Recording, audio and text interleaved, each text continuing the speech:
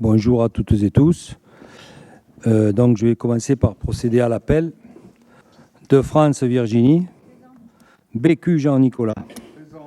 Marjorie Vial a donné procuration à Virginie de France. Gilbert Carpentier a donné procuration à Marc Vandevoire. Diane Lamotte a donné procuration à Marie-Christine Moruzzi. Fré Max. Naudin Viviane. Beltrando Philippe a donné procuration à Pierre-Yves Chabot. Marie-Christine Coquelin-Moruzzi. Viette Anne-Marie a donné procuration à Max Frey. Oké Marina. Tarini Alain. Vandevoire Marc. Calderon Brigitte. Dash Martine a donné procuration à Brigitte Calderon. Dias Laurent. Bosselu Cyril. Chabot Pierre-Yves. Coquilla Ludovic. Il doit être en retard parce que je l'ai vu tout à l'heure. Delot Virginie. Fournier Marie-Thérèse a donné procuration à Madame Bontoux. Domanico Evelyne. Pignol Claude. Bontoux Jocelyne. Ansarguès Patrice. Orjas Jérôme a donné procuration à Patrice Ansarguès. Costu Pascal. Ah, où tu es toi? Patricia Michel. Ah oui, Michel, Patricia. Mille excuses. Aujourd'hui, ça arrive. Hein. Il n'y a rien de... Je vais désigner le secrétaire de séance. Donc, au vu des absents, je propose la candidature de Max Frey au poste de secrétaire. Y a-t-il des objections? Donc, Max... Laurent Dias a donné une procuration. Il est là, Laurent Dias. Non, alors c'est Ludovic. C'est Ludovic à qui? Coquilla a donné la procuration à Virginie Delot. Donc, Ludovic Coquilla a donné procuration à Virginie Delot. Voilà. Pour être très clair. Avant de commencer ce conseil municipal, je voudrais faire un petit point et puis vous donner quelques explications concernant... j'ai entendu ici et là que j'aurais tenu des propos qui auraient pu heurter à un moment donné la sensibilité de, en l'occurrence, l'opposition. Donc, si tel était le cas, je le regrette profondément. Il n'y avait, dans mes propos, aucune intention de blesser. Quand je dis ma belle, c'est une expression provençale, il n'y a pas de familiarité, c'était de l'humour. Donc, au vu de ce qui a été dit et ce que vous en avez ressenti, donc on va rester dans une règle maintenant de respect profond, il n'y aura plus d'humour entre vous et nous, ça sera très clair comme ça. Par contre, quand vous écrivez un courrier qui m'est adressé, essayez au moins de vérifier l'orthographe de mon nom. Parce que si au bout de 4 ans, vous n'avez pas retenu l'orthographe de mon nom en tant que maire, ça devient grave. Quand la lettre, le courrier que vous avez écrit, quand vous regardez le monsieur le maire, Marc Delgrazia, regardez comment vous avez écrit Delgrazia. Voilà.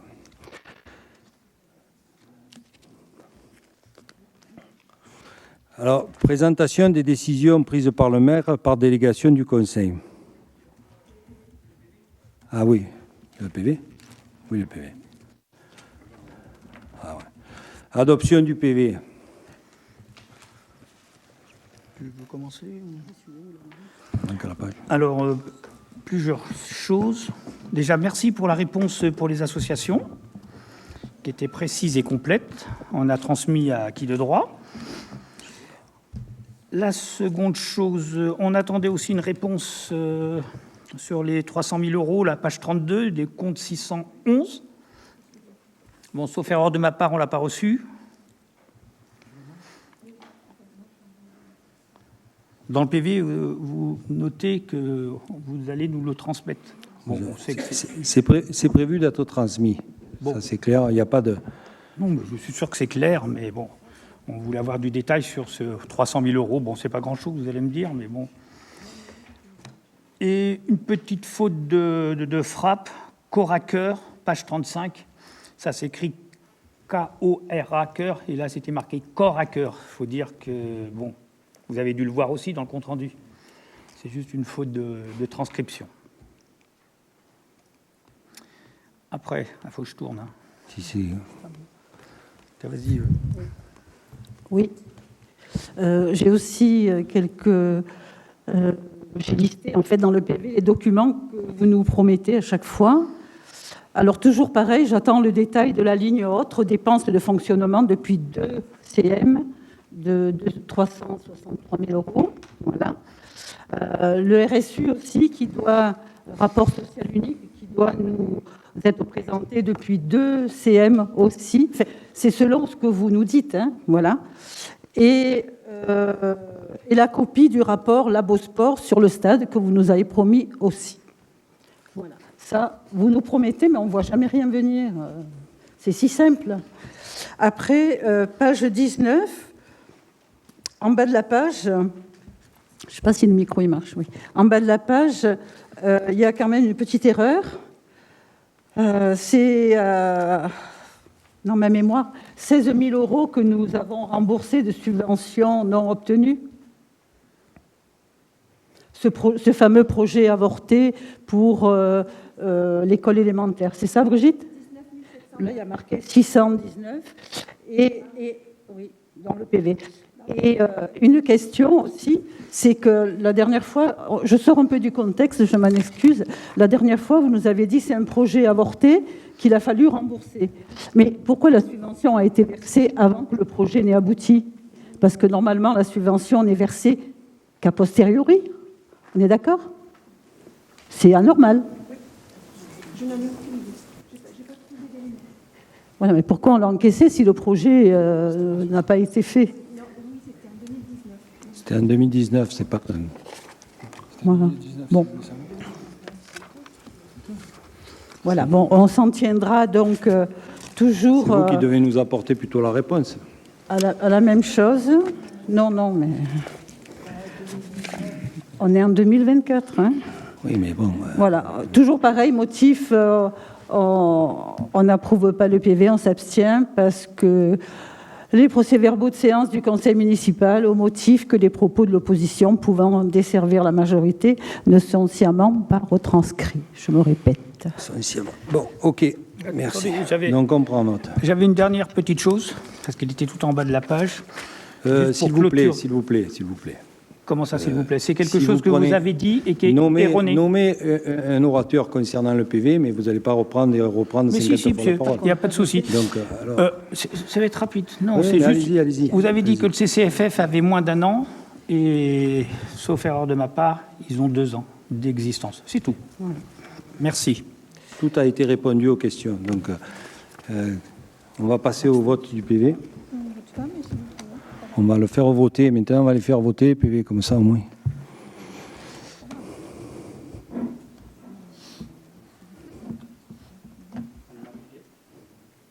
Il en manque un.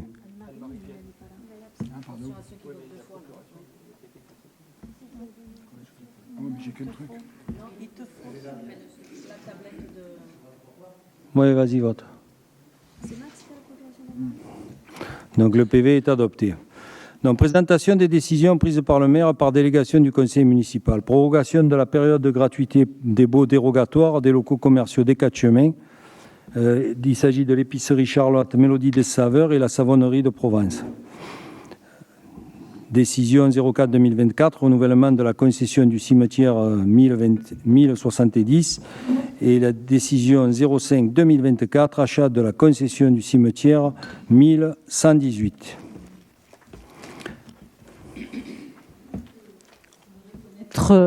Si les commerces installés sont satisfaits de leur activité. De ce que vous en savez, évidemment. À ce jour, ils sont satisfaits de leur activité, ça fonctionne bien. Voilà. Voilà. Je pour suppose info, que c'est je vais- par je vais principe. compléter. Pardon. Pour info, les commerces qui sont installés sont passés par le passé. C'est eux qui les ont sélectionnés. Ils en avaient sélectionné plusieurs. On a fait une commission pour déterminer la faisabilité. On a regardé les bilans, tout ça. Et les passés les accompagnent. Et donc, pour info, ils ont fait un point au bout de 4 mois. Et tous les commerces sont satisfaits et sont viables. Tant mieux. Et je suppose que c'est Fait par le passé. Hein, par souci d'équité que vous prolongez un petit peu aussi la gratuité des loyers par rapport oui. à la banque aussi, je veux dire. Par équité, par volonté aussi que le centre-ville, qu'on réouvre les commerces qui ont été fermés auparavant. Bon, mais Tous les commerces qui ont fermé, on essaie de les réouvrir. nous leur souhaitons une activité pérenne et qu'ils puissent en vivre. Hein. C'est prouve que d'avoir transformé ces locaux en commerce, c'est une bonne décision. Nous allons passer donc à l'ordre du jour. Délibération. S'il vous plaît. Pour vous dire que sur l'annexe 2 et la décision 3, parfaite, hein, et la 4 et 5, impossible à télécharger, c'est un lien, je ne sais pas si vous... C'est des raccourcis. C'est des raccourcis. Vous avez pu la télécharger, la lire? Non? Ah, donc on est... Voilà, c'est des raccourcis, il faudrait juste... Bon, donc on ne l'a pas lu. Mais bon. On va vérifier, C'est 2 concessions au cimetière. là. Donc, Non, mais c'est Non, mais pour info, c'est pour plus que pas... ça se reproduise. Ouais, voilà, nous aussi, on a eu ça. Bon. Heureusement que ce n'est pas le budget. Nous allons donc passer à l'ordre du jour. Première délibération, la 23-2024, modification du tableau des emplois permanents de la commune. Dans le cadre de l'évolution des missions des agents de la ville de Roquefort-la-Bédoule et de son organisation, il est proposé une modification du tableau des emplois figurant en annexe 3 de votre dossier en fonction des avancements de grade au choix ou après réussite à un examen professionnel, des avancements de grade au titre de la promotion interne ayant reçu un avis favorable du président du centre de gestion, des changements de filière, des recrutements prévisionnels. Par ailleurs, il convient d'autoriser des recrutements temporaires sur des emplois non permanents pour faire face à un besoin lié à un accroissement temporaire d'activité, un accroissement saisonnier d'activité, un remplacement temporaire de fonctionnaires, des besoins de continuité du service pour pallier à une vacance temporaire d'emploi dans l'attente de recrutement d'un fonctionnaire. Il vous est proposé le projet de délibération suivant. Article 1, décider d'actualiser le tableau des emplois permanents en créant 2 grades d'adjoint administratif territorial de première classe, 2 grades d'adjoint d'animation territoriale, 1 grade de brigadier chef principal. Article 2, dire que la dépense est inscrite au chapitre 012 du budget prévisionnel 2024. Article 3, m'autoriser à signer tout document afférent à ces modifications. Y a-t-il des questions ? On pourrait savoir un petit peu plus en quoi consiste la mission de ces agents. Les 2 grades d'adjoint administratif. La mission, qu'est-ce que vous entendez? Parce que je peux prendre... Oui, allez-y, vas-y. Qu'est-ce que Non, vous mais voilà. entendez par mission? Qu'est-ce que vous entendez par mission? Eh bien, par exemple, depuis quelques mois, il y a même plus de 20 agents qui sont partis. On va pas les citer, hein, on va quand même garder le droit de réserve. Et donc, il y a aussi, par exemple, l'agent qui s'occupait du juridique, l'agent qui s'occupait, qui avait pour mission d'aller chercher les subventions. Voilà, aujourd'hui, qui occupe ces missions? C'est des contrats qui n'ont pas été renouvelés, qui sont arrivés à terme, ou c'est des postes dans le cadre de la réorganisation qui ont été supprimés. Non, ma question, c'est qui s'occupe aujourd'hui d'aller chercher les subventions? Non, Madame Bontoux, la vie professionnelle des agents fait partie de leur vie privée. Nous sommes en séance publique, je ne peux pas vous donner le nom des agents. Mais on n'a pas demandé. La preuve, j'ai dit que j'avais un devoir de réserve et que je ne citais pas les plus de 20 personnes qui sont parties. Je l'entends bien. Je veux savoir juste, c'est pour ça que je vous disais, dans ces adjoints administratifs, est-ce qu'il va y avoir un responsable de juridique, un responsable pour aller chercher les subventions, puisque ces agents que vous aviez recrutés, on ne leur a pas renouvelé le contrat et ils ne sont plus là. Donc, cette mission n'est plus remplie. De toute façon, Les sont redéployés dans le cadre de la réorganisation des services. À ce sujet, puisqu'on parle de réorganisation, est-ce que vous pourriez nous communiquer le dernier organigramme, s'il vous plaît? Voilà. Pas de souci. Voilà. Non, l'ancien, il date de 2021. De toute façon, donc, l'administration est à votre disposition pour répondre aux questions, pour des questions qui sont un peu plus pratiques et personnelles, on va dire qui touchent les noms. non, mais je ne liés aux demande pas fonctions. des noms. C'est pour ça que Non, je vous mais on va demandais pas- quelle était la Vous mission. aurez l'organigramme et en fonction des questions que vous aurez à poser par rapport à l'organigramme, on vous répondra. Ça sera plus simple. Voilà. Mais quand j'aurai l'organigramme, voilà. Bon, nous remarquons quand même qu'il y a beaucoup de turnover. En 4 ans, plus de 20 personnes sont parties. Alors, qu'est-ce qui se passe? Je veux dire, Il ne se passe quand même- rien de grave. Je vous explique ce qui se passe. Il se passe simplement qu'aujourd'hui, les collectivités territoriales, qui sont le Conseil général, et le Conseil départemental et la métropole, ont un pouvoir de rémunération qui est différent de celui des petites collectivités comme la nôtre. Donc à ce jour, ce qui se passe, c'est que les gens qui ont la possibilité d'obtenir des mutations, on va dire de passerelles, d'une administration vers une autre, ils font le choix d'aller travailler dans des collectivités un peu plus grandes pour lesquelles ils obtiennent des avantages que nous ne pouvons donner, nous, en tant que commune de Roquefort-la-Bédoule. C'est pas plus compliqué. Il n'y a pas de... Et donc, le turnover aujourd'hui, il existera de plus en plus, sachant que la métropole a un pouvoir de rémunération qui est différent du nôtre. Les gens choisissent d'aller vers la métropole parce que la métropole aussi embauche sur site aujourd'hui. Mais là, vous parlez d'un cas, monsieur. En fait, d'après ce que je sais, il n'y a qu'une seule personne qui est partie à la métropole. Non, mais La je plupart- pense que vos informations ne sont pas tout à fait... on ne vous dit pas tout, mais moi, ce que je peux vous dire aujourd'hui, c'est que le choix qui est fait par les agents aujourd'hui, c'est de partir vers ces collectivités. Oui, mais c'est pas bien le cas. Moi, à Oui, mon mais avis... bon, après, écoutez... voilà, c'est pas le cas. À mon moi- avis, il y a beaucoup de personnels qui ont été engagés par vous, et j'ai l'impression qu'il y a beaucoup d'erreurs de casting. Non, il n'y a pas Je ne d'erreur sais de pas comment on casting, peut Madame appeler Bontoux. ça. Il n'y a pas d'erreur. Écoutez, Voilà. la question, c'est l'ordre du jour, c'est la modification des emplois du tableau permanent. Est-ce que vous votez? On va passer au vote. Mais on a le droit, monsieur le maire, Mais vous de avez- poser j'ai des questions en conseil je viens de vous municipal. répondre. C'est la Je- loi. Je viens de vous répondre à la question. Je vous dis, je vous ai expliqué, vous me dites pourquoi ils s'en vont. Je vous dis, c'est pas Non. qu'on fait une erreur de casting, c'est que les gens qui ont un certain diplôme, ils peuvent pas, nous, on n'a pas les moyens de les payer parce qu'on a une masse salariale contenue. Or qu'en réalité, ils travaillent dans d'autres collectivités, ils peuvent se placer, voire même dans des sociétés privées qui les recrutent. C'est la réalité aujourd'hui. Non, la réalité, c'est qu'ils ne sont pas tous partis à la métropole, même pas la moitié. Et je vous Pas dis un quart. aussi dans le privé. Écoutez-moi Voilà. ce que je vous dis, et je ne vais pas vous mentir sur le sort des gens. Bah, D'autant Là, plus, vous êtes rentré dans d'autant une plus qu'ils sont- polémique qui ne veut rien dire. Donc, ils partent pas tellement en bon mais terme, ils partent parce où ils que veulent. On a Voilà, des retours. c'est clair. de Voilà, chacun, allez, en on fait. passe au vote, s'il vous plaît.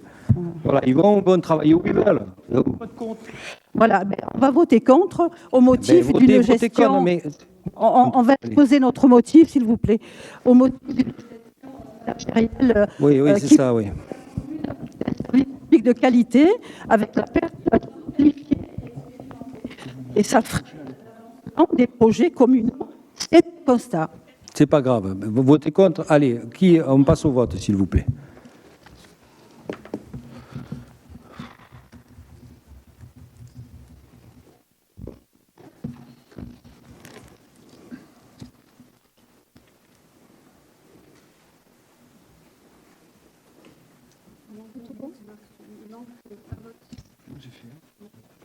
C'est bon?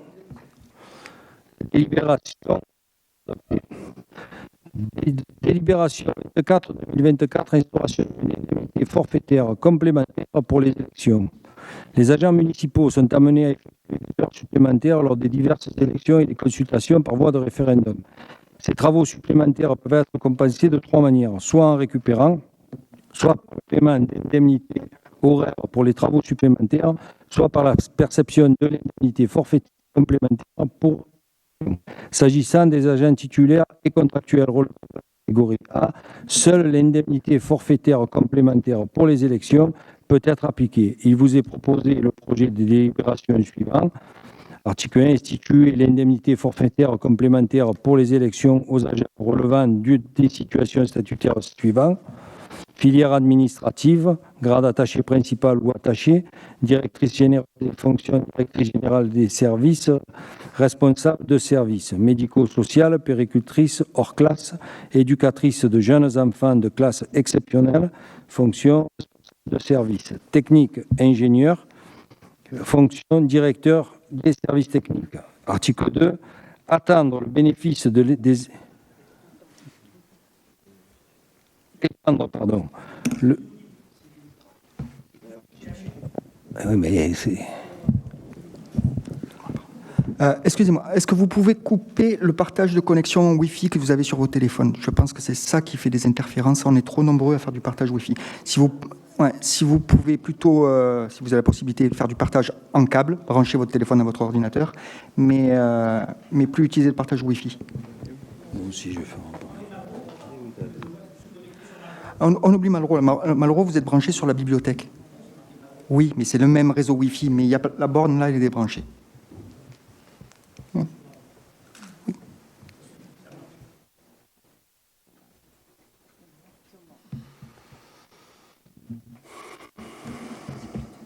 Il faut se mettre en mode avion. Article 2, c'est bon, tout le monde, vous m'entendez mieux là? Article 2, le bénéfice de l'indemnité forfaitaire complémentaire pour élection aux agents contractuels de droit public de la commune selon les mêmes conditions que celles applicables aux fonctionnaires des grades et fonctions de référence.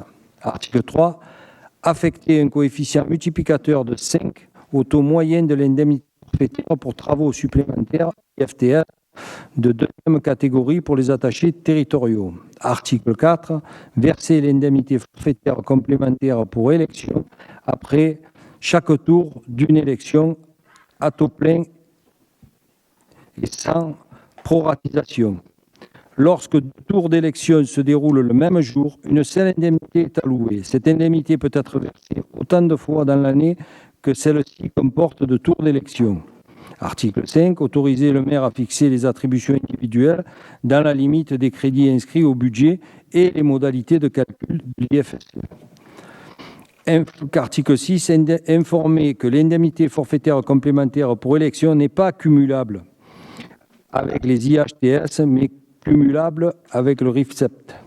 Article 7, dire que les crédits nécessaires sont inscrits au budget principal au chapitre 012. Y a-t-il des questions?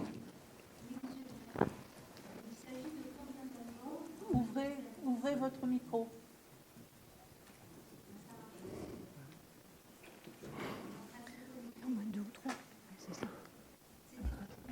Oui, ça y est, ouais.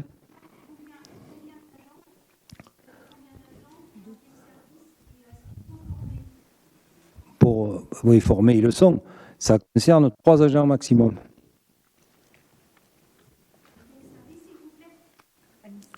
C'est que l'administration.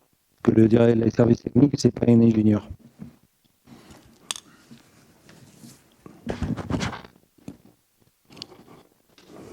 Y a-t-il d'autres questions?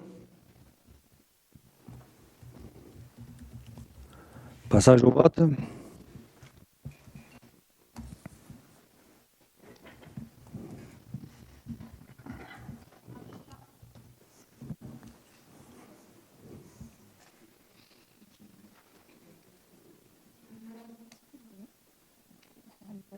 La séance. Donc là, vous demandez une suspension de séance pour 10 minutes et régler le problème, et ensuite on revient en séance.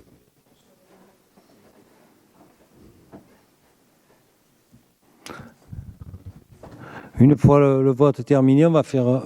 Il est utile de faire une pause ou ça fonctionne? D'accord. Il manque un vote.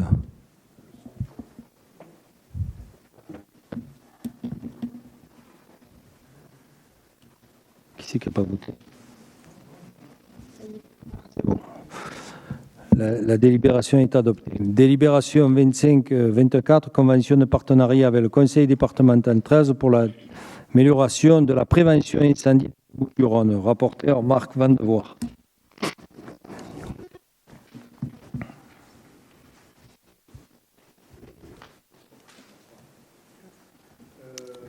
Près de la moitié du territoire du département de Bouches-du-Rhône est particulièrement exposé au risque d'incendie feu-forêt, avec un risque accru en puissance et en surface en conséquence du réchauffement climatique. Face à ce constat, la bonne mise en œuvre de l'obligation légale de broussaillement constitue un enjeu majeur de protection tant pour la préservation des habitants lors de l'incendie que pour la propagation d'un feu de forêt. Le département des Bouches-du-Rhône œuvre depuis de nombreuses années pour la protection des espaces naturels et des habitants contre le risque des incendies de forêt, notamment par l'action de ces forestiers sapeurs du service départemental des incendies et de secours, ISREF, ou encore pour le existant aux communes pour l'amélioration communale et la défense contre les incendies. Dans le pacte, plan d'accélération pour la transition écologique, le conseil départemental a approuvé une convention tripartite entre le département, le DISREF et les communes pour l'amélioration de la prévention des incendies de forêt sur le territoire des Bouches-du-Rhône. La conclusion de cette convention permettra aux habitants exposés au risque d'incendie et disposant d'un point d'eau, piscine, bassin, etc., de bénéficier d'une aide de 1 000 € pour l'acquisition d'un kit protocole de protection incendie pour faciliter l'exercice des compétences des communes en matière de relais.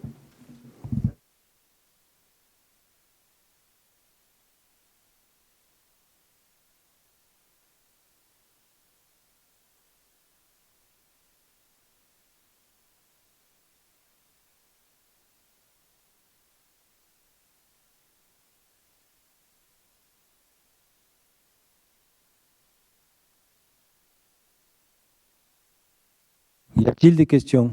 Oui. Allez-y. Alors, cette convention sera-t-elle proposée à tous les propriétaires exposés au risque ou y aurait-il des critères de sélection? Si oui, lesquels?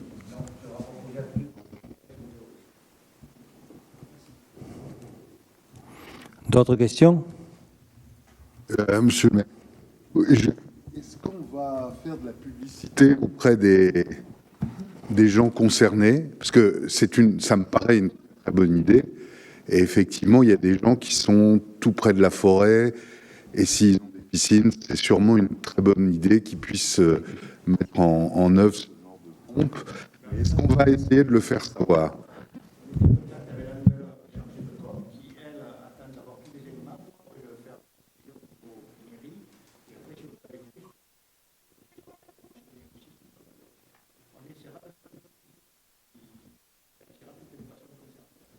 En sachant que déjà, il y a une information qui a été donnée à toutes les personnes qui ont été concernées par certains OLD, on va dire dans des endroits exposés, pour le kit moto.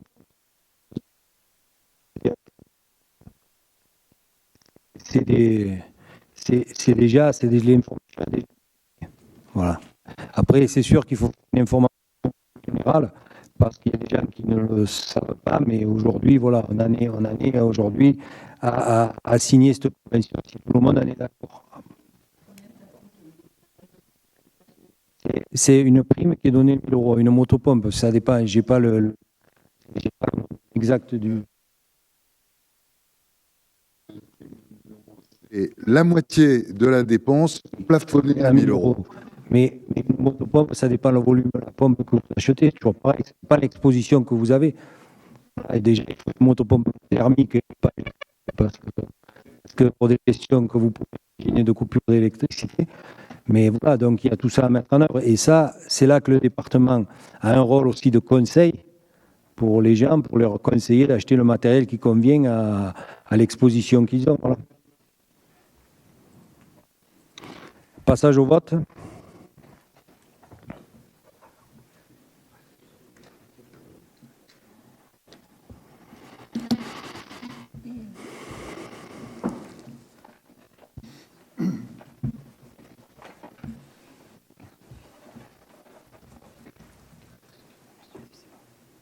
C'est bon. La délibération est adoptée. Délibération 26-2024, convention départementale relative aux relations entre les communes adhérentes de la DCCF et la réserve communale de sécurité civile des Bouches-du-Rhône et le 10-13. Rapporteur Marc Vandevoort. En 2017, une convention relative aux relations entre la DCCF et l'URC 13, le départemental des communautés communales de forêt, et le RCSC 13, c'est réserve communale et rediriger en partenariat l'officier responsable du groupement feu de forêt risque naturel. Elle a ensuite été approuvée à l'unanimité par le conseil d'administration de l'ADCCF 13. Elle détermine les conditions dans lesquelles l'ADCCF 13 et les membres qui la composent collaborent aux missions de sécurité civile aux côtés du 10-13 dans le respect le plus strict des prérogatives de l'autorité de gestion représentée par les maires et les directeurs des opérations de secours. Une nouvelle version de cette convention qui annule et remplace celle de 2017 a été signée entre le 10-13 et la DCCF. Il convient de la soumettre à l'avis du conseil municipal. En ce qui concerne les modifications, elles portent essentiellement sur l'arrêté portant renouvellement de l'agrément de sécurité de l'ADCCF, RCSC 13, modification de la dénomination de l'ADCCF 13 qui devient ADCCF RCSC 13, conformément au statut voté et déposé en préfecture en 2023. Cette convention figurant en annexe du présent dossier n'entraîne aucun impact budgétaire. Elle vous est proposée le projet de délibération suivant. Article 1. Approuver la convention entre la commune, le CCF, la DCCF et le 10-13, annexe 5. Autoriser monsieur le maire ou son représentant à la signer. Y a-t-il des questions? Oui, il y a des questions. Ah, maintenant ça marche. Ça, je vote.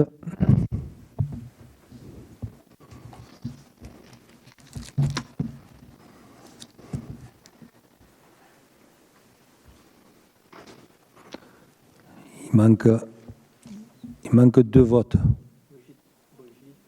Brigitte, c'est bon. La délibération est adoptée à l'unanimité. Délibération 27-2024, convention avec l'entreprise sociale et solidaire Recycle Livre.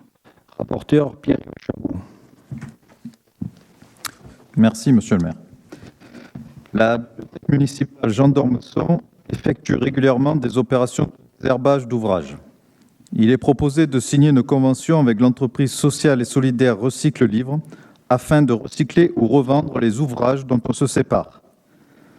Les livres recyclables seront revendus par la société qui versera 15% des sommes récoltées à la recyclerie Le Dirigeable au Bagne. Recyclelivre.com s'engage à mettre en vente les livres qui lui ont été donnés par le prestataire. Les livres qui ne correspondent pas aux critères de sélection seront destinés au réemploi, au don ou à la revente à très bas prix. Cette convention figurant en annexe 6 du présent dossier n'entraîne aucun impact budgétaire. Il vous est proposé le projet de délibération suivante. Approuver la convention ci annexée, annexe 6. Préciser que les livres recyclables seront revendus par la société qui versera 15% des sommes récoltées à la recyclerie Le Dirigeable 13 400 au Bagne. Autoriser monsieur le maire ou son représentant à signer la convention. Y a-t-il des questions? Passage au vote.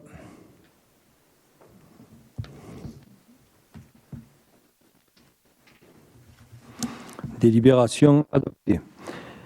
Délibération 28-2024, convention pour l'accueil des EHPAD de la commune et de l'association Bébé Loup à la bibliothèque municipale. Rapporteur Pierre-Yves Chabot. Remercie, monsieur le maire. La loi Robert du 21 décembre 2021 précise que les bibliothèques des collectivités territoriales ont pour mission de garantir l'égal accès de tous à la culture, à l'information, à l'éducation, à la recherche, au savoir et aux loisirs, ainsi que de favoriser le développement de la lecture. Il est proposé une convention qui autorise l'accueil des EHPAD et de l'association Bébé Loup à la bibliothèque Jean d'Ormesson. Lors de la fermeture au public, l'agent en charge de la bibliothèque accueillera les mardis de 9h45 l'association Bébé Loup et de 10h à 11h30 un des EHPAD de la commune, la résidence de Castellet Notre-Dame pour l'heure actuelle. Ces conventions annexes 7 et 7 du présent dossier n'entraînent aucune incidence financière. Il vous est proposé le projet de délibération suivante. Approuver les conventions ci annexées. Préciser que ces conventions permettent de formaliser les relations et les obligations respectives des différents partenaires. Autoriser Monsieur le maire ou son représentant à les signer. Y a-t-il des questions?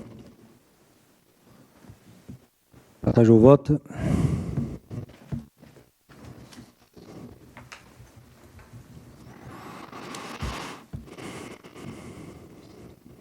Il manque un vote.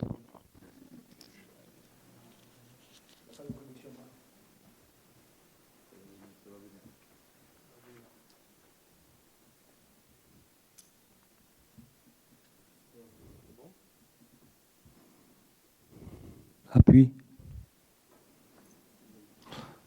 Convention adoptée à l'unanimité. Délibération 29-2024, mandat spécial aux élus pour un séjour à Chiani, Italie. Conseil municipal des jeunes, dimanche 28 avril au jeudi 2 mai. Rapporteur Alain Tarini.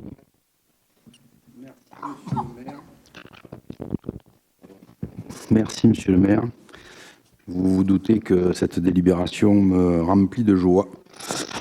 À l'initiative des jeunes élus du conseil municipal de jeunes, un séjour à Cagnes du dimanche 28 avril au jeudi 2 mai est organisé en collaboration avec l'association des amis d'ailleurs qui s'occupe du jumelage. Ce déplacement clôturera leur mandat qui vient à échéance en septembre et permettra d'enrichir les réflexions et études sur un projet pédagogique autour des thèmes de la citoyenneté, la culture, l'histoire, l'environnement. Les documents sont prêts. Ce séjour dirigé par l'élu délégué au jumelage et au CMJ concerne 16 inscrits, pas 17, il y en a un de moins. Il est financé par la commune et sera encadré par 3 conseillers municipaux, 2 membres de l'association et un parent. Son coût prévisionnel global pour 23 partants, 22, s'élève à 12 066 €. La commune prend à sa charge le transport en bus et conventionnera avec l'association pour les dépenses d'hébergement, de repas et de visite sur place. Conformément à l'article L. 2123-18 du CGCT, les fonctions de conseiller municipal donnent droit au remboursement des frais que nécessite l'exécution des mandats spéciaux. Il s'agira ici d'autoriser le remboursement de dépenses imprévues pour ce déplacement. Il vous est donc proposé le projet de délibération suivant. Article 1. Approuver ce déplacement pédagogique du conseil municipal des jeunes à Chiani, Italie, du dimanche 28 avril au jeudi 2 mai 2024. Article 2. Donner mandat spécial à M. Tarini ainsi qu'à Mme Morusi-Coquelin et Mme Domanico pour la durée de leur séjour à Chiani. Article 3. Préciser que les frais imprévus inhérents à cette mission seront remboursés sur présentation d'un état de frais et des factures correspondantes. Autoriser M. Tarini, conseiller municipal délégué au conseil municipal des jeunes et au jumelage, à assurer la direction de ce séjour et à signer tous les documents y afférents. Merci. Y a-t-il des questions? Oui. Je voulais savoir si il y avait un budget en fait pour le conseil municipal des jeunes. S'il y avait un budget, parce que je ne me rappelle pas l'avoir vu en fait dans le budget. Donc, quel était le budget du conseil municipal des jeunes? Et puis, d'autre part, est-ce que les accompagnants sont qualifiés pour l'accompagnement et l'encadrement de jeunes mineurs, comme style un BAFA ou toute autre certification? Donc, sur l'aspect financier, ce séjour n'est pas pris sur le budget spécifique du conseil municipal des jeunes, il est pris sur un budget justement spécifique pour le séjour. Mais oui, c'est vrai, vous avez raison. Donc, la question, c'était plus, y a-t-il, en dehors de ce budget qui est spécial pour le voyage, voilà, est-ce qu'il y a un budget pour le CMJ? Je ne me rappelle plus, en fait. Oui, il y a un budget annexe pour le CMJ. Oui. Ce séjour-là est en dehors, oui, j'entends bien. Est en dehors du budget du CMJ. Le budget du CMJ est un budget de fonctionnement, par exemple, qui va nous aider à acheter les fleurs pour faire le char, à acheter d'autres écharpes, à faire d'autres visites, etc., etc. Donc c'est un budget à part. D'accord. C'était de combien? Le budget du CMJ, 2 000 €. D'accord, merci. Parce que je ne me souvenais plus, en fait. Merci. Ça peut bouger. Et en ce qui concerne les compétences, nous sommes 5 à avoir un diplôme de secouriste. Il y a un BAFA et moi qui, de par ma fonction d'enseignant d'éducation physique, ai l'équivalence pour pouvoir encadrer ce genre de séjour sans aucun problème. J'en ai fait énormément. Très bien, merci. De rien.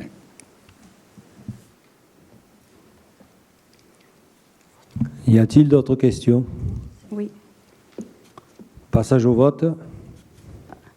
Alors, on vote pour, puisque le séjour est bien encadré et sécurisé.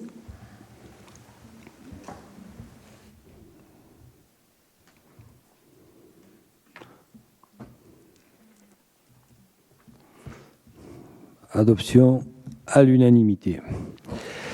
Délibération 30-2024, convention avec l'association Les Amis et Cousins d'Ailleurs pour le déplacement du Conseil municipal des jeunes à Chiani, Italie. Rapporteur Marie-Christine Coquelin-Morusi, ou Morusi-Coquelin. Comme tu veux. Merci, monsieur le maire. La commune organise un déplacement à Chiani, en Italie, donc avec son conseil municipal des jeunes, en partenariat avec l'association des Amis et Cousins d'Ailleurs, du 28 avril au 2 mai 2024. Pour fixer les conditions d'organisation de ce voyage d'études et les modalités de collaboration entre la collectivité et l'association, une convention de partenariat est nécessaire. Elle figure en annexe 8 du présent dossier. Cette convention précise notamment dans ses articles 3, 4 et 5 les obligations de chacune des parties et plus particulièrement la prise en charge financière des divers postes de ce séjour, à savoir la commune prend à sa charge le transport en bus et les déplacements sur place. L'association prend à sa charge les frais d'hébergement et de repas ainsi que les visites. La commune versera une subvention exceptionnelle à l'association d'un montant de 6 100 €. Il vous est proposé le projet de délibération suivant. Article 1. Valider les termes de la convention de partenariat avec l'association des Amis et Cousins d'Ailleurs pour le déplacement à Chiani du 28 avril au 2 mai. Article 2. Monsieur le maire, autoriser monsieur le maire ou son représentant à signer cette convention et tous les documents qui s'y rapportent. Y a-t-il des questions? Oui. Les enfants seront-ils sous la responsabilité de qui? L'association, la mairie? C'est le directeur du séjour, c'est Alain Tarini. C'est sous ma responsabilité. Donc la mairie? Oui, de fait. Parfait. Merci. C'est la délibération qu'on vient de signer, c'est-à-dire que la commune me délègue pour assumer les fonctions de responsable de ce séjour. Y a-t-il été souscrit une assurance supplémentaire pour le séjour ou... Ce n'est pas nécessaire. Ce n'est pas nécessaire. Bon. Est-ce que les statuts de l'association permettent de bien organiser le voyage pour les mineurs? C'est le but de cette convention, parce que ce n'est pas elle qui l'organise, c'est la commune qui conventionne avec l'association. Parfait. On est un peu pointilleux parce que ce sont quand même des enfants. Pas de problème. Et je vois que vous avez bien préparé le dossier. Pas de problème. Vous savez, ce dossier, si on a réuni un conseil municipal extraordinaire, c'est parce que ce dossier, il a fallu l'étoffer jusqu'au bout. Les raisons sont simples, c'est qu'on était tombé, depuis le 24 mars, on est rentré à un Vigipirate maximal, et on ne savait pas si le plan Vigipirate concernait l'Europe entière ou ne concernait que la France. Donc il a fallu faire des démarches auprès de l'administration préfectorale pour avoir tous les éléments. C'est donc pour ça que ce dossier a pris du retard. Et il y a une chose qu'il faut que vous soyez sûr, c'est qu'on ne joue pas avec la sécurité de nos enfants. Ça, c'est clair. Donc les choses ont été faites dans les règles. C'est pour ça qu'on n'a pas pu le passer au conseil municipal précédent. Sinon, je me serais bien gardé de refaire un conseil municipal. Oui. Et donc, à partir de là, voilà. Donc, tout a été fait dans les règles. La commune, donc, conventionne avec l'association. Les raisons sont simples. C'est que l'association peut régler des dépenses au fur et à mesure que nous ne pouvons pas régler, nous, en termes de collectivité. On n'a pas d'accord financier avec la ville de Chiani, en Italie. C'est assez compliqué. Voilà, donc, on préfère... Voilà, donc, on a une association qui est très bien implantée sur la commune, à qui on peut avoir totale confiance. Et Alain Tarini est le directeur de ce voyage. Et nous avons nommé 2 autres personnes, Les raisons sont simples, je ne le souhaite pas, mais si à Alain Tarini lui arrivait quelque chose, Si je reste en Italie. voilà, il Pour faut bien le le grand plaisir de remplacer, il faut certains. bien avoir nommé 2 autres personnes qui viendraient se substituer à Alain Tarini. Mais bon. Si je peux rajouter 2 choses. La première, c'est qu'il a fallu un énorme travail des services pour qu'on arrive à boucler un dossier compliqué, complexe et long à faire. Et la deuxième chose, c'est que l'association AGDA, pour le jumelage, non seulement va nous aider dans ce séjour, mais elle y participe activement par le biais de son président, avec des choses qui sont prises en charge par l'association, non seulement du point de vue financier, mais aussi du point de vue de l'organisation sur place et de l'organisation en amont de ce séjour. Bon, pour le niveau sécurité, ça me paraît assez cohérent. Une question pour vous, Monsieur Tarini. Combien pouvez-vous espérer des subventions européennes pour ce voyage international dont vous nous avez avancé il y a quelques mois? Malheureusement, rien. Rien. Bon, c'est dommage. Eh oui. Et, oui. Mais ce ne peut être que partie remise, parce que ça peut servir dans une autre occasion. Il faut remonter des projets. Oui, Monsieur le maire, vous parliez de conseil municipal réuni pour ces conventions. De ce fait, aurez-vous le retour du contrôle de légalité? Parce qu'on est le 24, ils partent le 28. Alors, toutes les demandes ont été faites à la préfecture. Les dossiers ont été envoyés depuis 3 semaines. Donc, à partir de là, on attend la réponse de la préfecture, le retour de la préfecture qui est tacite. Je crois s'ils ne répondent pas, il est tacite. Donc, donc il n'y a pas de, toutes les démarches administratives ont été réunies, faites dans les temps.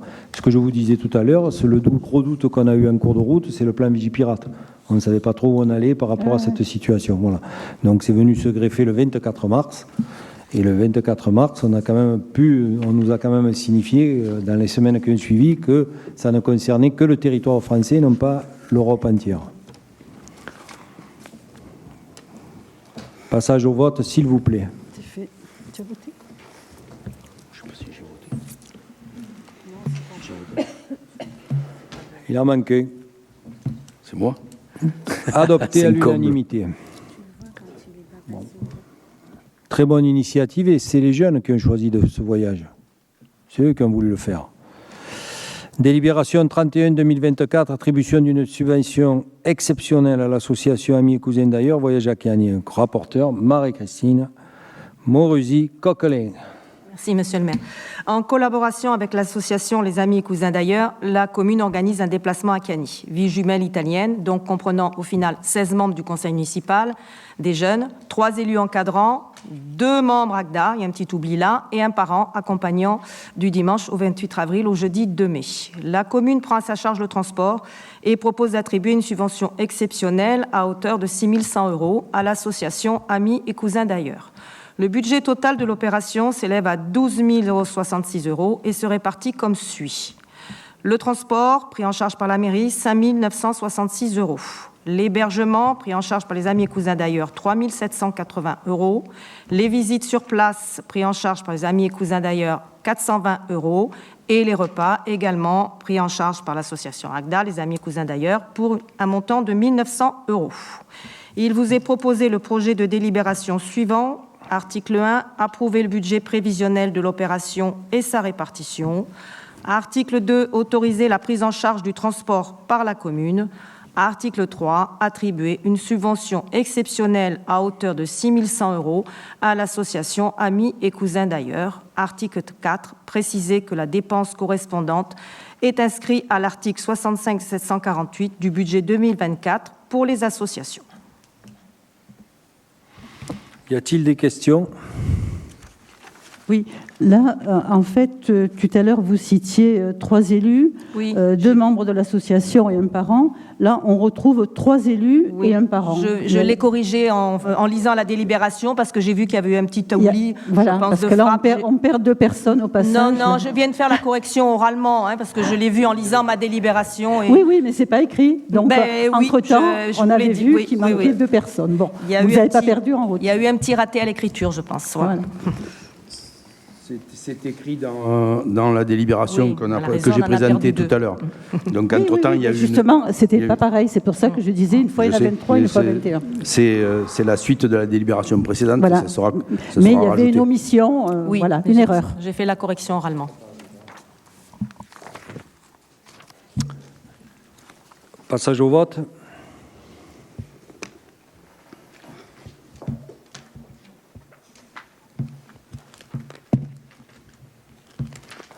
Délibération adoptée à l'unanimité. Délibération 32-2024. Convention de mise à disposition de l'offre de services numériques entre la métropole Aix-Marseille-Provence et la commune de Roquefort-la-Védoule. Tu as proposé de faire une Oui, démonstration sur un sujet. si vous me permettez, monsieur le maire, prendre 5 petites minutes pour faire une petite démonstration. Alors, je lance un chronomètre, comme ça ne durera pas plus Tu ne vas longtemps. pas faire exploser la salle, au moins. Non. Voilà, je vous ai envoyé un mail à tous ici présents, même vous, madame la DGS. Donc, vous pouvez l'ouvrir aussi bien sur votre ordinateur que sur votre téléphone. C'est un document de... Oui, vous pouvez enlever le mot d'avion. Voilà. Donc, c'est un document de la métropole sur la sécurité. Mais non, je ne l'ouvre pas. Je ne sais pas ce qu'il y a. C'est moi qui l'ai envoyé. Ah, ça va. Ah. Donc, je vous laisse 30 secondes pour l'ouvrir. Hein. On ne va pas perdre trop de temps. Hein. Ah ben... Non, je vous ai envoyé un message. Donc, c'est un lien vers le document de la métropole.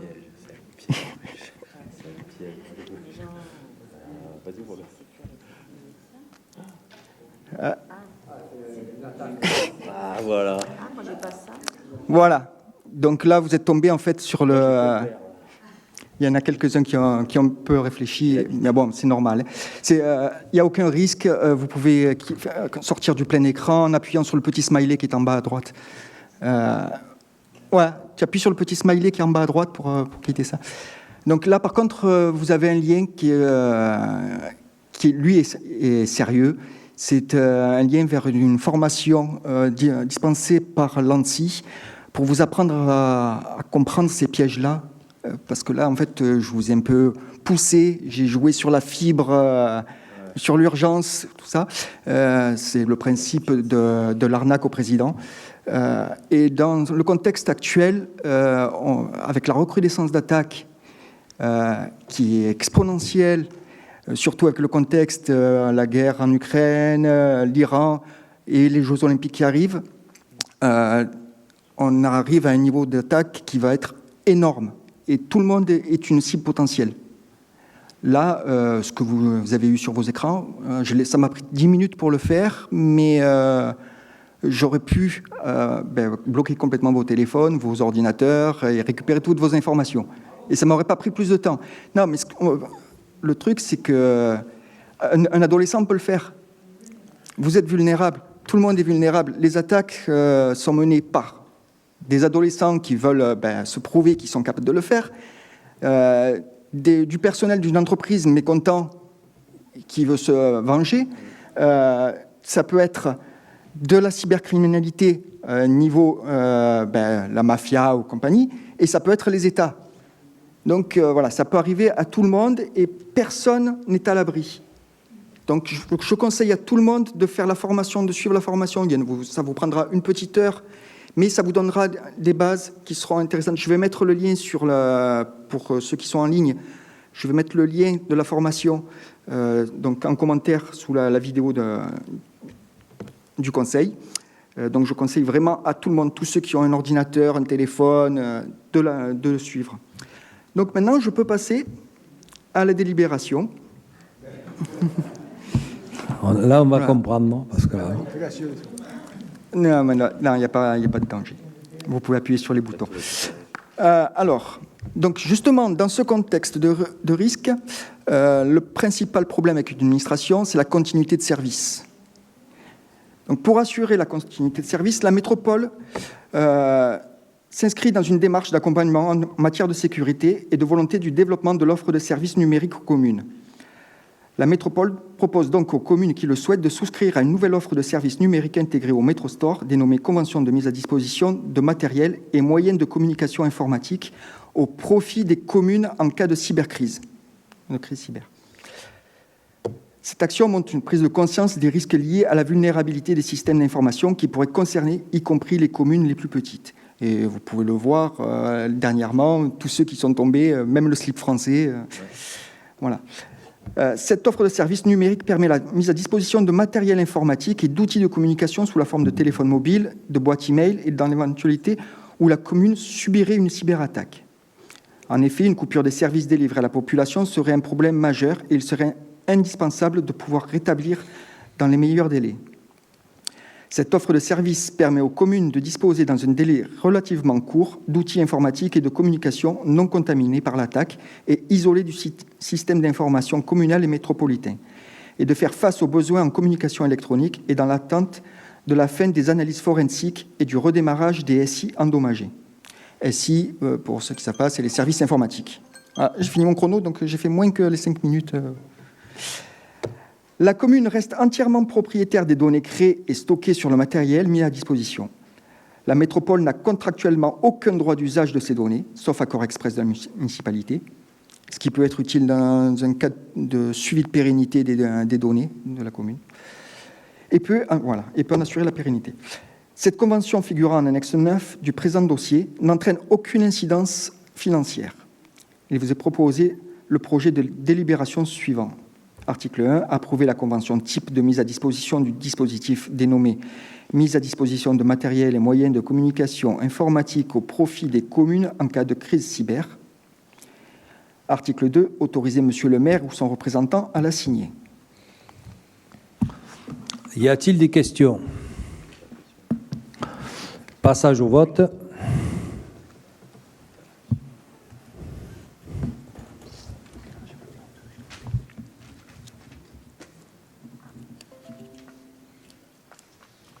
Manque une personne. C'est bon. Adopté à l'unanimité. Les délibérations sont épuisées. On va passer aux questions que vous avez posées. Moi, je vous propose de les lire parce que vous en écrivez, elles sont longues. Allez-y. Voilà. Alors, question 1. Monsieur le maire, nous revenons sur des projets importants pour lesquels nous vous avons déjà interrogé. Vous nous disiez à l'époque de les suivre avec attention et les soutenir, puisque très important pour le développement et la qualité de vie de notre commune. Vous vous êtes également engagé à nous tenir informés de leur avancement. Ces projets n'impactent d'ailleurs pas directement le budget communal, puisque financés et mis en œuvre par les collectivités territoriales auprès duquel vous défendez notre territoire.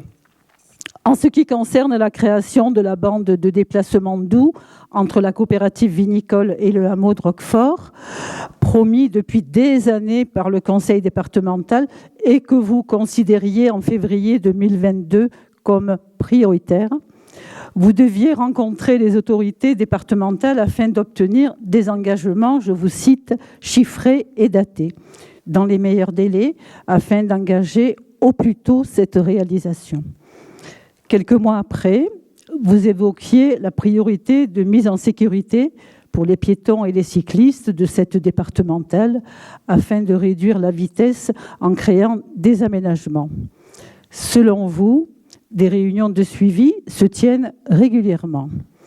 Aussi, avez-vous aujourd'hui, en 2024, pu obtenir des avancées concrètes sur ces deux projets sécuritaires ? Je vais vous répondre. Donc, comme vous le précisez dans votre question, nous avons déjà répondu à vos interrogations et je pense qu'on ne s'écoute pas bien. Je vais vous rappeler donc les faits. Pour ce que vous appelez la bande de déplacement doux entre la coopérative et le hameau de Roquefort, vous aviez fait effectuer des travaux en 2020. côté gauche en montant vers le hameau qui ne sont ni fait ni à faire puisque c'est devenu une parc de stationnement pour soi-disant une voie douce. Pour la création d'une véritable voie douce après interrogation le conseil départemental, il faut exproprier tous les propriétaires au côté droit où il y a de nombreuses terres agricoles et un dénivelé important. Pour la création d'aménagements, nous avions dit que c'est une départementale D1 et qu'il est de ce fait impossible d'en faire qu'il s'agisse de ralentisseurs, passages piétons, etc. Nous avons alors demandé d'intégrer cette zone en agglomération et il nous a été répondu que ce n'était pas possible car il n'y a pas de continuité d'habitation côté droit. Pour ce qui est de la vitesse excessive des véhicules empruntant cette route, le nouveau commandant de la compagnie de gendarmerie d'Aubagne et le major de la brigade de Carnoux et notre police municipale ont été alertés par un renforcement des contrôles radars, ce qui vient d'être fait sur 5 semaines consécutives et surtout le week-end. Pour compléter votre information, une réunion s'est tenue au département avec plusieurs maires concernant l'état des routes départementales. Un nouveau directeur des routes a pris ses fonctions récemment et nous devrions le rencontrer prochainement pour faire le point sur les diverses problématiques de notre commune. Moi, je vais rajouter à ça que ce sujet est un sujet qui est préoccupant pour la commune et nous avons eu avec le directeur du département des routes, M. Wirth, qui n'est plus le directeur puisqu'il a été remplacé par M. Cauvin ou Chauvin, non comme ça, pour lequel la problématique était pour eux, aux yeux du département, il n'y a pas de continuité de construction des deux côtés de la voie. C'est le sujet qui était bloquant pour que cette route devienne une voie métropolitaine, qu'elle soit intégrée, qu'il n'y ait une seule continuité. La réponse du département et la réponse que nous avons fait, nous, par écrit, c'est d'expliquer que du côté droit en montant, ce sont des terres agricoles. Qui plus est, au PLUI, elles sont inscrites en terres agricoles, donc on ne pourra jamais construire. Donc ils ont revu leur copie, ils ont essayé de trouver des aménagements pour créer des ralentissements sur cette voie et au vu de ce qu'on a pu ce qui en a découlé, c'est qu'en réalité il n'y a qu'une seule possibilité, c'est de rendre cette voie métropolitaine. Sachant que la métropole a intégré des morceaux de voies départementales qui reliaient deux communes, mais qui étaient d'un maximum de 500 mètres. Nous avons 1 km 700, etc. Donc, c'est en cours. On rencontre les autorités départementales. J'ai rencontré plusieurs fois la vice-présidente en charge des routes au département, pour lequel on a échangé longuement sur ce sujet. Elle va venir sur la commune pour se rendre compte d'elle-même de plusieurs problèmes de dysfonctionnement des départementales, en particulier le Tour des Dalles, qui aujourd'hui est devenu accidentogène pour les raisons qu'on connaît, c'est-à-dire l'interdiction de traverser de poids lourds. Aujourd'hui, les poids lourds traversent par là. Voilà, donc il y a tous ces sujets qui ont été mis sur la table. Ils sont récurrents, on le sait. Ils sont étudiés en permanence, on les rencontre, on voit la métropole, on a le service des routes, on a organisé des réunions en commun entre la métropole et le département. Mais bon, ça bouge, mais il faut du temps. C'est pour ça que nous vous le redemandons régulièrement. Et je vous faites remarquer que vous avez déjà répondu, mais chaque fois vous nous dites c'est en cours, ça va évoluer. Donc nous voulons être au courant de l'évolution et sur la situation. C'est tout. Mais moi, je vous réponds en toute transparence. J'ai pas de. Nous, là, ce qu'on a demandé récemment au préfet de police, au général de gendarmerie, c'est les contrôles routiers. Parce qu'aujourd'hui, il y a un problème de vitesse sur cette voie, en l'occurrence les motos. Donc, il y a eu des contrôles routiers des contrôles radars qui ont été faits depuis 5 semaines, et c'est pas fini.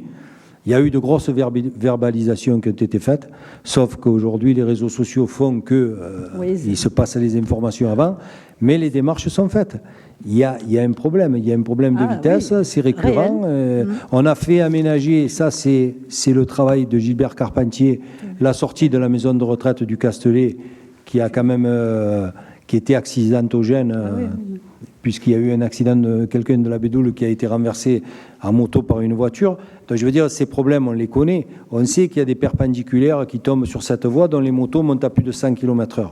On le sait. Mais bon, le problème, c'est que il y a des règles en France et des normes qui font qu'aujourd'hui, on est dans un corner et on essaie de se dépatouiller comme on peut. On y arrivera, mais il faut le temps. Hein. Vous savez, on est là depuis 4 ans. Hein. Déjà. N'est-ce pas? Après, question numéro 2. C'est bon. Où en est-on du déblocage de la construction du programme du Montounier et des promesses faites par Madame Preziosi, présidente de Habitat 13, lors de la visite sur le chantier il y a plus d'1 an? Je vais faire répondre à Madame Naudin, qui suit le dossier avec moi, mais elle va vous répondre. Merci, Monsieur le maire. Ce dossier est suivi de près afin que les engagements qui soient respectés par le bailleur social. En effet, la livraison de ce programme d'habitat social pour 27 logements impacte notre niveau de carence en logements locatifs sociaux et les pénalités qui en découlent. Le permis de construire a été déposé le 23 janvier 2017. Les travaux ont débuté le 21 mars 2019.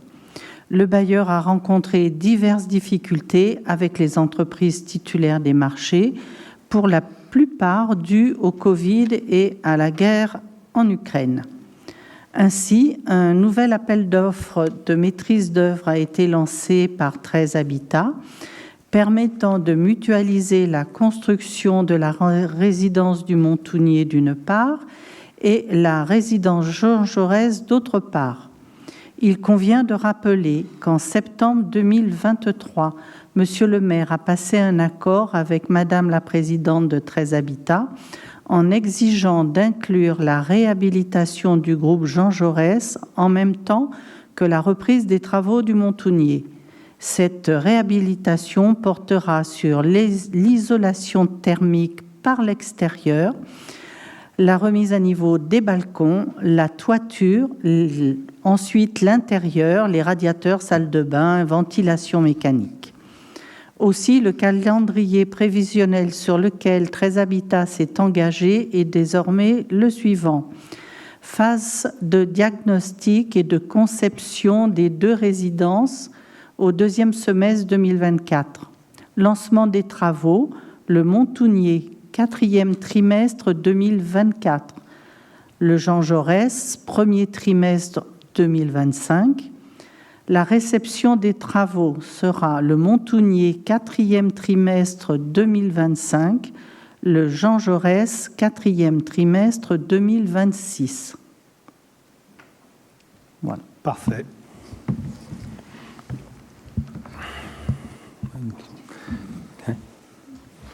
Question numéro 3.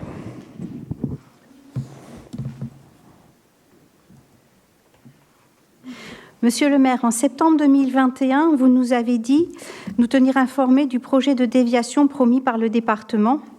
Le projet initial étudié par le département s'avère finalement trop compliqué suite au passage d'une conduite de gaz à haute pression et un problème de distance entre les maisons.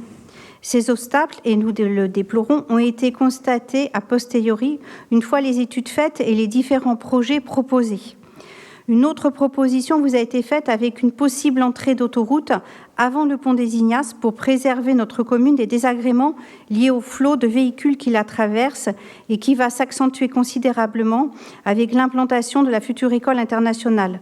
Qu'en est-il à ce jour de ce projet vital pour l'ensemble des Bédoulins ?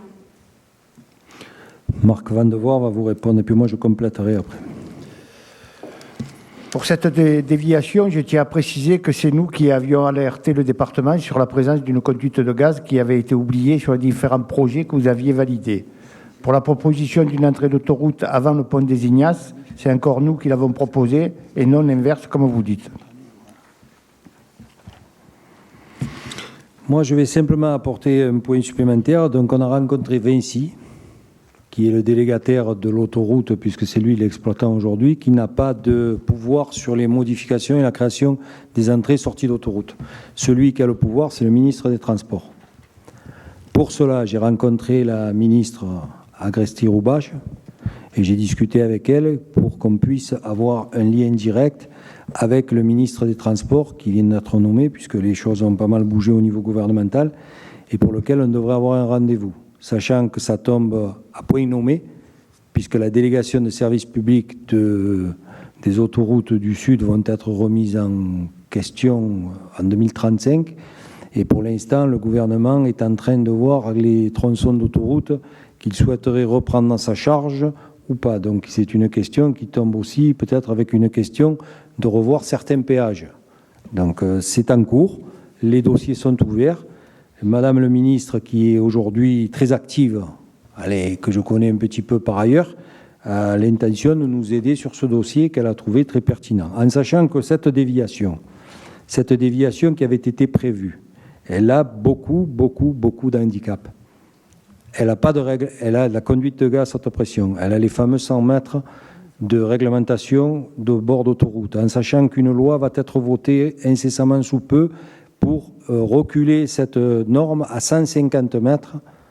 Donc c'est quelque chose. Et qui plus est, le tracé permettait de passer entre deux maisons dont il n'y a pas la distance réglementaire. Donc ce dossier était mort-né, était mort dans l'œuf. Ça, c'est ce que m'a répondu le département. Donc il a fallu trouver un plan B pour sortir de cette situation en créant une déviation. La déviation, elle existe naturellement si nous créons une entrée d'autoroute et qui coûterait beaucoup moins cher. Si nous avons l'accord de l'État, chose qui est possible d'avoir, à partir de là, le financement du département et le financement de la métropole pourra se faire. Voilà. Donc le dossier est suivi. Oui, Monsieur le maire, nous considérons que la véritable réponse à la question, c'est votre intervention, donc elle sera écrite. Mais il y a tout qui est écrit, madame, ne vous inquiétez pas. Dans la réponse, Sûr. Voilà. Question numéro 4. Question numéro 4, Monsieur le maire, pouvez-vous nous fournir davantage d'informations sur l'avancement et les prochaines étapes, description et calendrier de la création de la voie douce au bout de l'avenue Romain Rolland? Ça, c'est moi qui réponds. L'aménagement d'une voie douce sur ce secteur sera intégré dans le cadre de l'ouverture à l'urbanisation du secteur de la Cardeline. Ce secteur fait partie intégrante de la modification 4 du PLUI qui est en cours. Mais aménagements et la création de logements rendus nécessaires de fait de notre engagement du plan local d'habitat de la métropole intégrera cette nécessité de création de voies douces. La voie douce, aujourd'hui, le projet est bien en cours et non pas annulé ou suspendu. Simplement, il y a la métropole qui est en train de discussion avec le SDIS, puisqu'il faut savoir que c'est une piste DFCI et que l'aménagement qui va être créé ou qui va être la modernisation de cette voie et ou la transformation en voie douce doit aussi être maintenu pour une piste DFCI. Donc les deux administrations sont en train de discuter pour savoir quel type de revêtement il faut mettre, les renforcements des bas-côtés, les évacuations des eaux pour que les camions de pompiers puissent continuer à utiliser cette voie. Mais le projet est toujours maintenu. Et il y a un planning, une date, ou pour l'instant Normalement, le bureau d'études devrait être mandaté cette année. Une fois que le bureau d'études aura tous les éléments en main pour lui sortir le projet, le chiffrer, etc. Mais la métropole est prête à le faire puisqu'elle a trouvé cette idée très intéressante puisque la gare de Cassis se trouve à 1,4 km de la barrière DFCI. Question numéro 5.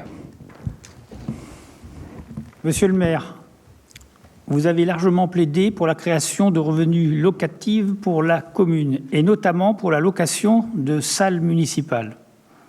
Pour 2023, combien ont rapporté les différentes locations de salles et combien d'associations ont-elles eu recours à des locations tarifées en plus de leurs créneaux réguliers? La réponse, c'est Marie-Christine qui va vous la donner.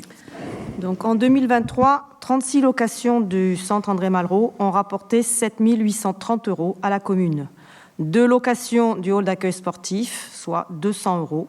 2 locations de la mairie annexe pour une valeur de 60 €. Et une seule association de la commune a payé un créneau fixe sur 4 le jeudi.